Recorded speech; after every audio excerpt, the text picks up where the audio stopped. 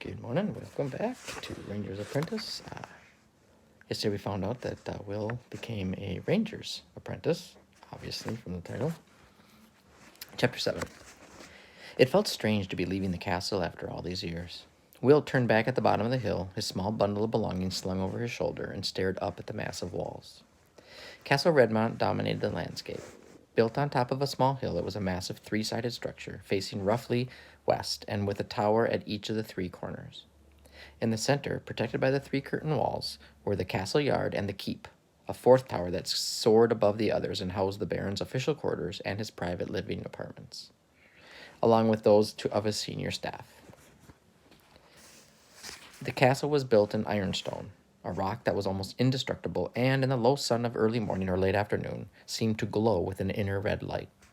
It was this characteristic that gave the castle its name, Redmont, or Red Mountain. At the foot of the hill and on the other side of the Tarbis River lay West Wensley Village, a cheerfully haphazard cluster of houses with an inn and those craft shops necessary to meet the demands of day-to-day country life.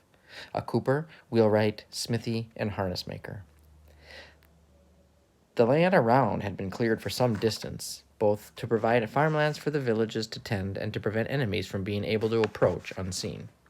In times of danger, the villagers would drive their flocks across the wooden bridge that spanned the Tarbis, removing the center span behind them and seeking shelter behind the massive ironstone walls of the castle, protected by the Baron's soldiers and the knights trained in Redmont's battle school. Halt's cottage lay some distance away from both castle and village, nestling under the shelter of the trees at the edge of the forest. The sun was just rising over the trees as Will made his way to the log cabin. A thin spiral of smoke was rising from the chimney, so Will reasoned that Halt was already up and about. He stepped up onto the veranda that ran the length of one side of the house, hesitated for a moment, then taking a deep breath, he knocked firmly on the door. "Come in," said a voice from inside. Will opened the door and went into the cottage. It was small, but surprisingly neat and comfortable looking inside. He found himself in the main room, a combined living and dining area, with a small kitchen at one end, separated from the main area by a pine bench. There were comfortable chairs ranged around a fire, a well-scrubbed wooden table, and pots and pans that gleamed from much polishing. There was even a vase of brightly colored wildflowers on the mantel shelf, and the early morning sun streamed cheerfully through a large window. Two other rooms led off the main room. Halt sat in one of the chairs, his booted feet resting on the table. "At least you're on time," he said gruffly. "Have you had your breakfast yet?" "Yes, sir," said Will, staring in fascination at the ranger. This was the first time he had ever seen Halt without his gray-green cloak and hood. The ranger was wearing simple brown and gray woolen clothes and soft-looking leather boots. He was older than Will had realized. His hair and beard were short and dark, but peppered with small gray flecks. They were both roughly trimmed, and Will thought they looked as if Halt had cut them himself with his hunting knife. The ranger stood up. He was surprisingly small in build. That was something else that Will had never realized. The gray cloak had concealed a lot about Halt. He was slim and not at all tall. In fact, he was considerably shorter than the average height. But there was a sense of power and whipcord strength about him, so that his lack of height and bulk didn't make him any less daunting of a figure. "Finished staring?" asked the ranger suddenly. Will jumped nervously. "Yes, sir. Sorry, sir," he said. Halt grunted. He pointed to one of the small rooms Will had noticed as he entered. "That'll be your room. You can put your things in there." He moved away to the wood stove in the kitchen area, and Will hesitantly entered the room he had indicated. It was small, but like the rest of the cottage, it was also clean and comfortable looking. A small bed lay alongside one wall. There was a wardrobe for clothes and a rough table with a washing basin and jug on it. There was also, Will noticed, another vase of freshly picked wildflowers, adding a bright spot of color to the room. He put his small bundle of clothes and belongings on the bed and went back into the main room. Halt was still busy by the stove, his back to Will. Will coughed apologetically to attract his attention. Halt continued to stir coffee into a pot on the stove. Will coughed again. "Got a cold, boy?" asked the ranger, without turning around. No, sir." "Then why are you coughing?" asked Halt, turning around to face him. Will hesitated. "Well, sir," he began uncertainly, "I just wanted to ask you, what does a ranger actually do?" He doesn't ask pointless questions, boy, said Halt. He keeps his eyes and ears open, and he looks and listens, and eventually, if he hasn't got too much cotton wool between his ears, he learns. Oh, said Will, I see. But he didn't, and even though he realized that this was probably no time to ask more questions, he couldn't help himself, repeating a little rebelliously, I just wondered what Rangers do, is all. Halt caught the tone in his voice and turned to him, a strange gleam in his eye. Well, then, I suppose I better tell you, he said. What Rangers do, or more correctly, what Rangers' apprentices do, is the housework. Will had a sinking feeling as a suspicion struck him that he had made a tactical error. The housework? He repeated. Halt nodded, looking distinctly pleased with himself. That's right. Take a look around. He paused, gesturing around the interior of the cabin for Will to do as he had suggested, then continued. Do you see any servants? No, sir, Will said slowly. No, sir, indeed, Halt said, because this isn't a mighty castle with a staff of servants. This is a lowly cabin, and it has water to be fetched and firewood to be chopped and floors to be swept and rugs to be beaten. And who do you suppose might do all those things, boy? Will tried to think of some answer other than the one which now seemed inevitable.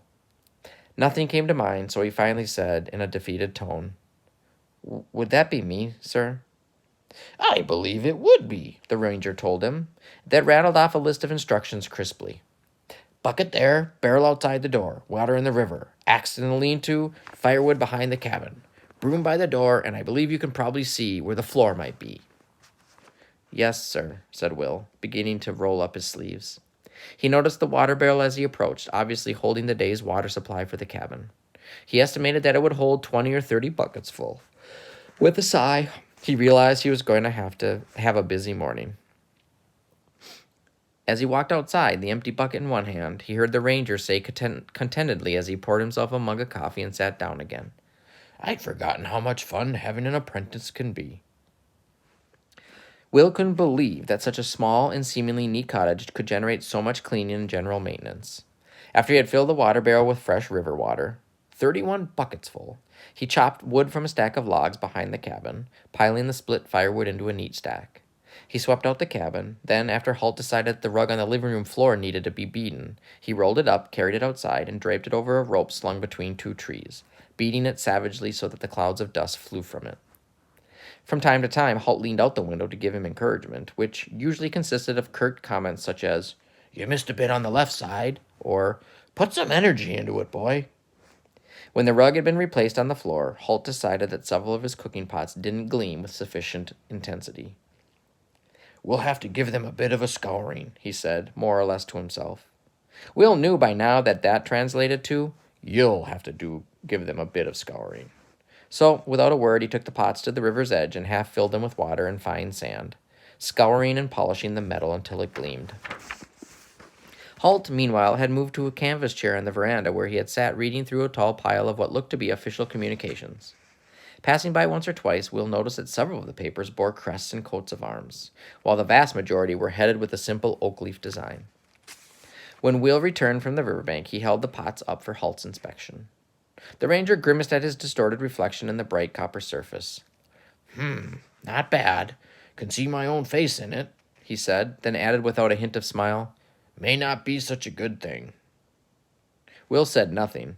With anyone else, he might have suspected it was a joke, but with Halt, you simply couldn't tell. Halt studied him for a second or two, and then his shoulders lifted slightly in a shrug, and he gestured for Will to return to the pots to the kitchen. Will was halfway through the door when he heard Halt behind him say, That's odd. Thinking the ranger might be talking to him, Will paused at the door. I beg your pardon? He said suspiciously. Each time Halt had found a new chore for him to attend to, he had seemed to begin the instruction with a statement like, How unusual. The living room rug is full of dust. Or, I do believe the stove is in dire need of a new supply of firewood. It was an infection that Will had found more than a little annoying over the day, although Halt seemed to be quite fond of it. This time, however, it seemed that he had been genuinely musing to himself as he read through a new report. One of the oak leaf crested ones, Will noticed.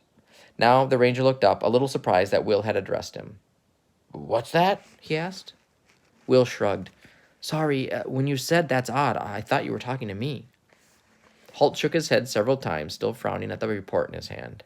No, no, he said, a trifle distracted. I was just reading this. His voice trailed away and he frowned thoughtfully. Will, his curiosity roused, waited expectantly. What is it? He finally ventured to ask. As the ranger turned those dark eyes on him, he instantly wished he hadn't. Holt regarded him for a second or two. Curious, are you? He said at length, and then when Will nodded uncomfortably, he went on in an unexpectedly milder tone. Well, I suppose that's a good trait for a ranger's apprentice. After all, that's why we tested you with that paper in the Baron's office. You tested me? Will set the heavy copper kettle down by the door. You expected me to try to see what it said? Holt nodded. Would have been disappointed if you hadn't. Also, I wanted to see how you'd go about it. Then he held up a hand to forestall the torrent of questions that were about to tumble out of Will's mouth. We'll discuss that later, he said, glancing meaningfully at the kettle and the other pots.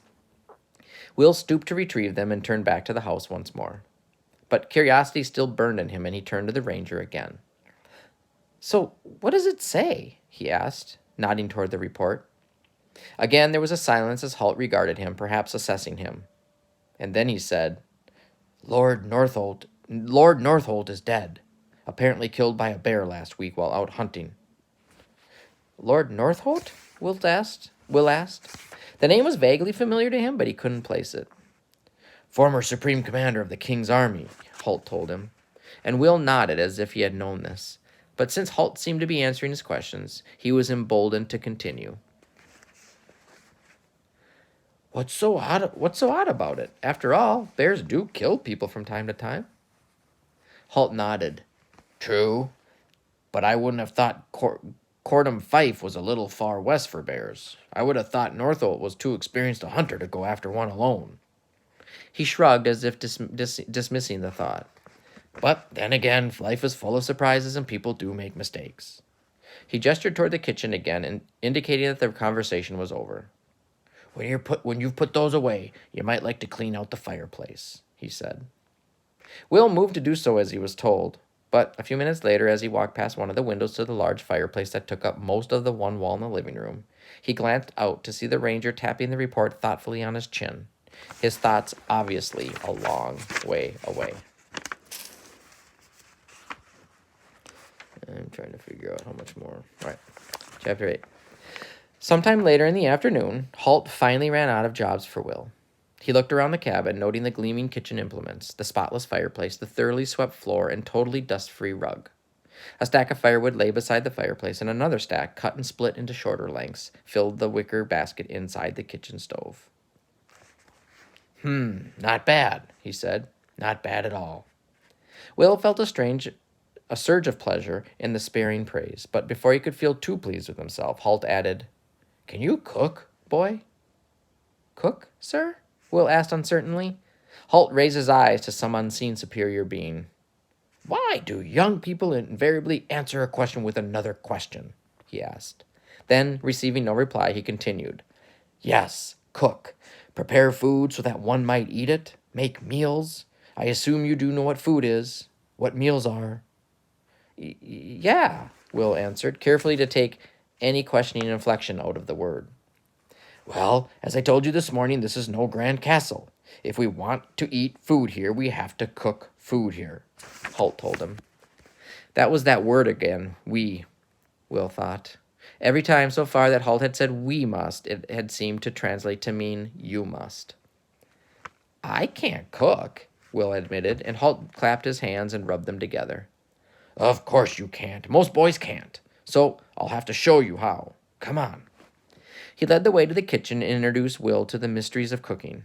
Peeling and chopping onions, choosing a piece of beef from the meat safe, trimming it and cutting it into neat cubes. Then chopping vegetables, searing the beef in a sizzling pan, and finally adding a generous dash of red wine and some of what Holt called his secret ingredients.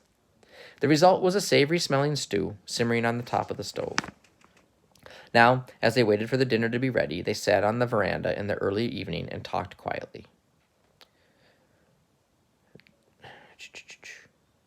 The Rangers were founded over 150 years... Oh, I'm trying to figure out who was talking. The Rangers were founded over 150 years ago in King Herbert's reign. Do you know anything about him? Halt looked sideways at the boy sitting beside him, tossing the questions out quickly to see his response. Will hesitated. He vaguely remembered the name from history lessons in the ward, but he couldn't remember any details. Still, he decided he'd try to bluff his way through it.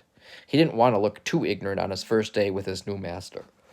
Oh, yeah, he said. King Herbert. We learned about him. Really? Said the ranger expansively. Perhaps you could tell me a little bit about him. He leaned back and crossed his legs, getting himself comfortable. Will cast about desperately in his memory, trying to remember even a shred of detail about King Herbert. He'd done something, but what? He hesitated, pretending to gather his thoughts. The king? That much he was sure of, and he glanced at Halt to see if he could stop now. Halt merely smiled and made a rolling gesture with his hand that meant, go on. He was the king 150 years ago, Will said, trying to sound certain of his facts. The ranger smiled at him, gesturing for him to continue yet again. Well, I seem to recall that he was the one who founded the Ranger Corps, he said hopefully, and Halt raised his eyebrows in mock surprise. Really? You recall that, do you? He said, and Will had a horrible moment when he realized that Halt had merely said the Rangers were founded during his reign, not necessarily by him. Well, when I say he founded the Rangers, I actually mean he was the king when the Ranger Corps were founded, Will said. 150 years ago? Halt prompted. Will nodded emphatically. Yeah, that's right. Well, that's remarkable, seeing how I just told you those facts a minute or so ago, the ranger said, his eyebrows coming down like thunder clouds over his eyes. Will thought it might be better if he had said nothing, but finally the ranger said in a milder tone, Boy, if you don't know something, don't try to bluff your way through it. Simply tell me I don't know. Is that clear? Yes, Halt, Will said, eyes downcast. There was a silence, and then he said, Halt? Yes. About King Herbert? I don't really know, Will admitted. The ranger made a small snorting noise. Well, I never would have guessed, he said. But I'm sure you'll remember when I tell you that he was the one who drove the northern clans back over the border into the highlands. And of course, the moment he mentioned it, Will did remember King Herbert. Remember, King Herbert was known as the father of modern Arielon. He had banded the 50 fiefs together into a powerful union to defeat the northern clans. Will could see a way to regain a little credit in Halt's eyes now. If he mentioned the father of modern Arielon title, maybe the ranger would. He's sometimes known as the father of modern Arielon, Halt was saying, and Will realized that he had been too late. He created the union between the 50 fiefs that still are structured today. I sort of remember that now, Will put in. He thought the addition of sort of helped it sound as if he wasn't just being wise after the event. Halt looked at him, one eyebrow raised, and then continued. At the time, King Herbert felt that to remain safe, the kingdom needed an effective intelligent force. An intelligent force? Said Will. Not intelligent, intelligence. Although it does help if you're intelligent, and it does help if your intelligence force is also intelligent.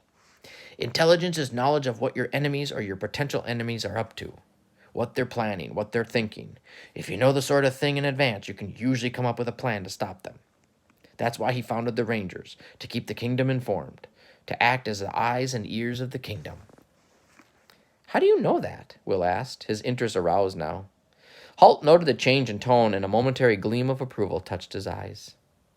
We keep our eyes and ears open. We patrol the kingdom and beyond. We control the kingdom and beyond. We listen, we observe. We report back. Will nodded to himself, thinking. Then he asked, Is that the reason why you can make yourselves invisible? Again, the ranger felt the moment of approval and satisfaction, but he made sure the boy didn't notice it. We can't make ourselves invisible, he said. People just think we can. What we do is make ourselves very hard to see. It takes years of learning and practice to do it properly, but you already have some of the skills required. Will looked up surprised. I do? When you crossed the castle yard last night, you used the shadows and the movement of the wind to conceal yourself, didn't you? Will nodded. Yeah. He never met anyone before who actually understood his skill for moving without being seen. Halt continued. We use the same principles to blend into the background, to use it to conceal us, to become part of it. I see, said Will slowly. The trick is to make sure that nobody else does, Halt told him.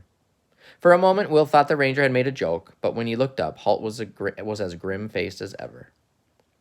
How many rangers are there? He asked. Halt and the Baron had referred more than once to the Ranger Corps, but Will had only ever seen one, and that was Halt. King Herbert established the Corps at 50, one for each of the 50 fiefdoms. I'm based here. My colleagues are based... Sorry. My colleagues are based at the other 49 castles throughout the kingdom. Okay. I don't know if I can't keep going. Talking in that voice has hurt my throat a little bit. So he's talking about the history of the Rangers and how many there are. You're just going to have to tune in on Monday to find out. All right. Have a good day. See you later.